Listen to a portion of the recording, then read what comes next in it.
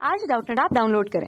Doubtnut पर अपने सभी गणित, रसायन विज्ञान, भौतिक विज्ञान और जीव विज्ञान के डाउट्स का करो सफाया। बस प्रश्न की फोटो खींचो, एक ही प्रश्न को क्रॉप करो और तुरंत वीडियो सोल्यूशन पाओ। अभी डाउनलोड करें। हेलो एवरीवन, क्वेश्चन कहता है कि एक कण विस्थापन x तथा समय t पर निम्नानुसार निर्भर करता है। x बराबर हमें दिया है alpha T square minus beta T cube. ठीक है, ऐसा कुछ दिया है और उसके 4 ऑप्शन दिए, बताना है कौन सा सही है। ठीक है,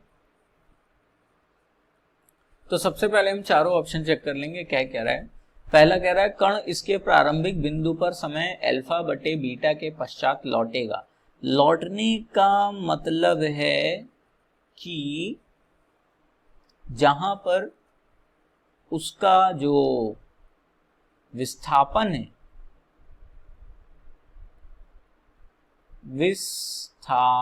है, लौटने का मतलब विस्थापन क्या हो जाए, 0 हो जाए। ठीक है, दूसरा कह रहा है कण समय 2 अल्फा बटे 3 बीटा के पश्चात विराम में आ जाएगा। विराम में कब आएगा, जब उसका वेग क्या हो जाए, 0 हो जाए। तीसरा कहता है कण का प्रारंभिक वेग 0 था लेकिन इसका प्रारंभिक त्वरण 0 नहीं था, है ना। यानी ये कह रहा है u बराबर 0 तो था लेकिन जो हमारा त्वरण था वो 0 नहीं था। आगे कहता है t बराबर अल्फा बटे 3 बीटा पर कण पर कोई बल कार्य नहीं करेगा। कोई बल कार्य ना करने का मतलब F बराबर 0, यदि बल 0 होगा तो उसका त्वरण भी क्या हो जाएगा, 0।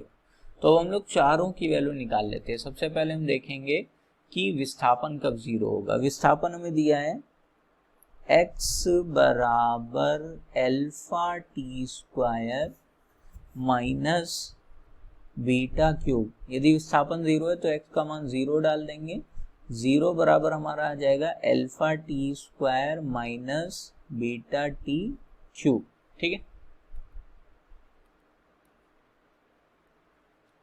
यहाँ पे आगे हम इसे सॉल्व कर लेते हैं।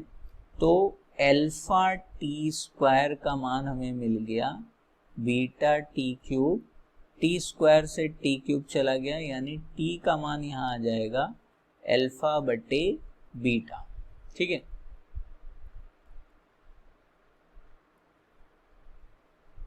यानी अल्फा बटे बीटा टी पर हमारा विस्थापन 0 हो जाएगा।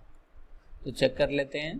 अल्फा बटे बीटा के बाद हमारा अल्फा बटे बीटा टाइम के पश्चात हमारा पार्टिकल अपने प्रारंभिक बिंदु पर लौट आएगा। तो पहला वाला आपका ऑप्शन सही हो गया। ठीक है, अब दूसरा चेक कर लेते हैं। कहता है कण समय 2 अल्फा बटे 3 बीटा के पश्चात विराम में आ जाएगा।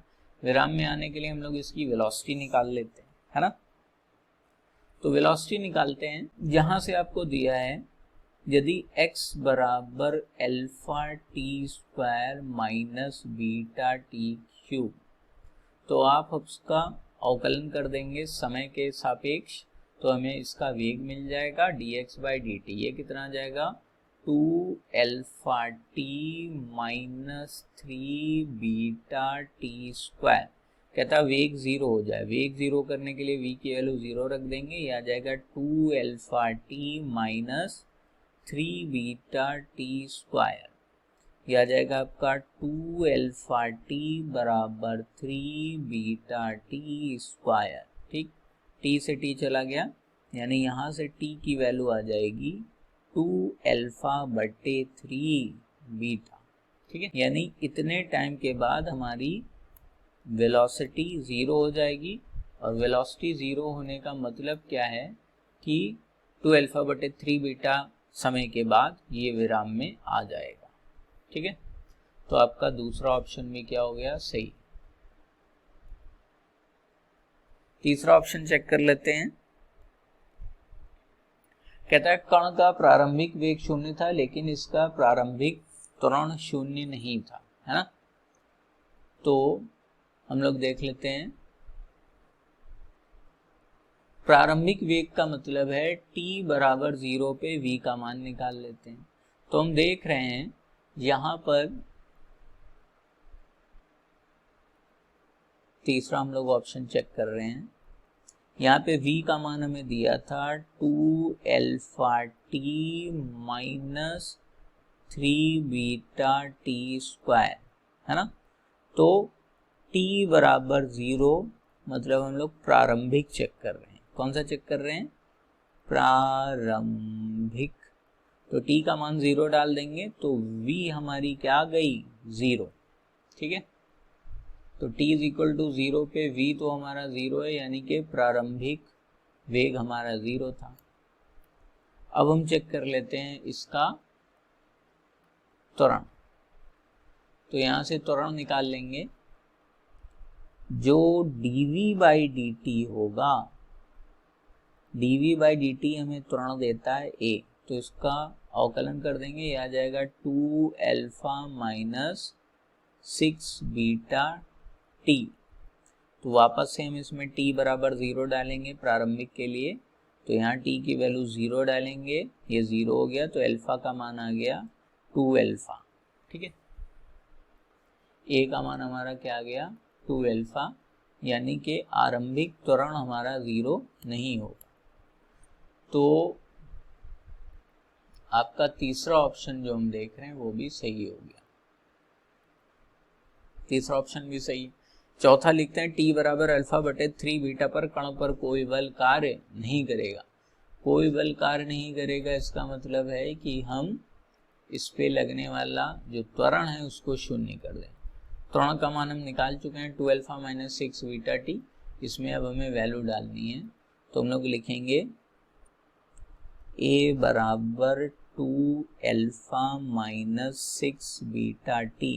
यदि कोई बल कार्य नहीं करेगा तो त्वरण 0 हो जाएगा, ये आ जाएगा आपका 2 अल्फा माइनस 6 बीटा टी, यानी यहाँ से t का मान आपका आ जाएगा 2 अल्फा बटे 6 बीटा, 2 से ये चला गया 3 बार, तो ये आ जाएगा अल्फा बटे 3 बीटा।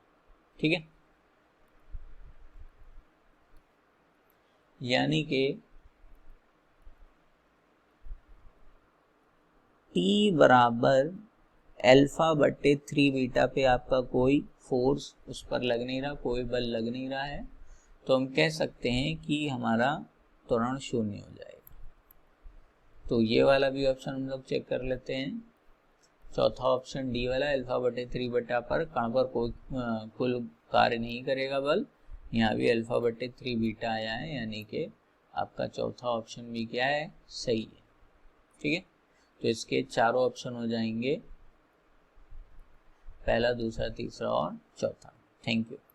कक्षा 6 से 12वीं से लेकर नीट, IIT, JEE वो एडवांस के लेवल तक 1 करोड़ से ज्यादा छात्रों का भरोसा। आज ही डाउनलोड करें डाउटनेट ऐप या व्हाट्सएप करें अपने सारे डाउट्स 8400 400 400 पर।